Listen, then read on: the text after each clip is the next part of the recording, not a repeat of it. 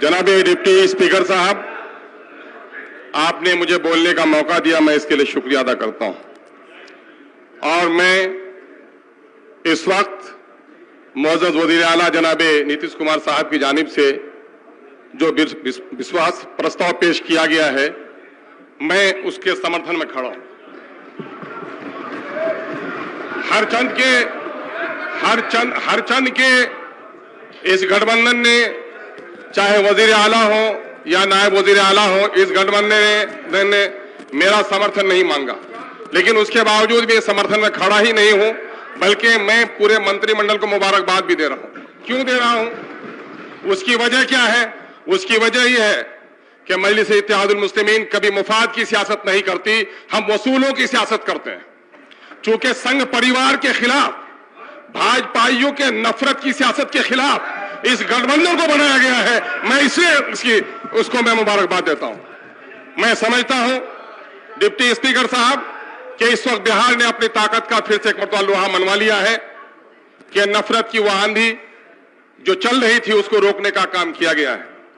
लेकिन मैं समझता हूं कि इस वक्त हमारे वजीर आला और नायब वजीर आला दोनों के दो बड़े नारे हैं। एक का नारा है कानून की हुक्मरानी और दूसरे का नारा है समाजी इंसाफ। तो मैं समझता हूं कि भाजपाइयों ने जो नफरत की आग में खुद जल गए, और इन्होंने जो वादा किया है, यह वादा इनको निभाना पड़ेगा। इसलिए मैं गुजारिश करना चाहता हूं। गुजारिश क्या करना चाहता हूं महोदय, कि देश की राजनीति, जब तक देश आजाद न हुआ था सब लोग ये कौम थे, लेकिन देश की आजादी मिलते ही भाषावाद, जातिवाद और क्षेत्रवाद के नारे गूंजे। नतीजा हुआ है कि राजनीति कहीं न कहीं जातिवाद का शिकार हो गई है। जातिवाद के शिकार होने के नतीजे में यादव भाइयों को मौका मिला सत्ता में आने का, यादव समुदाय का भाइयों की तरक्की हुई। कुर्मी भाइयों को मौका मिला, नीतीश कुमार जी आए तो कुर्मी भाइयों को इंसाफ मिला, आगे बढ़ने का मौका मिला। राहुल गांधी आए तो राहुल के परिवार को फायदा मिला। लेकिन मैं पूछना चाहता हूं, अशफाक और हमीदुल्लाह के खानदान के लोगों को कब इंसाफ मिल पाएगा? मैं ये चाहता हूं, मैंने मुतालबा किया है, मैं सरकार के सामने मुतालबा कर रहा हूं, सरकार की तौहीन नहीं कर रहा हूं, कि सरकार अक़लियतों के साथ इंसाफ करने का वादा करती है, वादा निभाए। मैं उम्मीद करता हूं अलीगढ़ के मसले हल होंगे।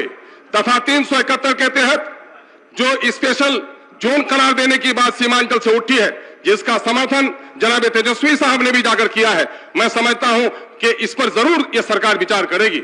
मैं समझता हूं कि सीमांचल में जो सैलाब की तबाही है, जो अक़लियतों के कब्रिस्तान का मसला है, और जहां तक मामला है महोदय, रोजगार देने का वादा किया है, मैं साधुवाद देता हूं सरकार को कि कम से कम 10 लाख के रोजगार में 1 लाख से अधिक का रोजगार सीमांचल को दिया जाए, चूंकि पलायन सबसे ज्यादा वहां पर है। और मैं समझता हूं कि अल्पसंख्यकों के कब्रिस्तानों पर जो नाजायज कब्जा हुआ है, यकीनन है कि उसको आजादी मिलेगी। आखिर में एक बात कह के जाना चाहूंगा महोदय, सरकार में है महोदय, लेकिन मामला यह है कि कुर्सियों की वजह से मान सम्मान में नहीं, खुद एतमादी में भी इजाफा होता है महोदय।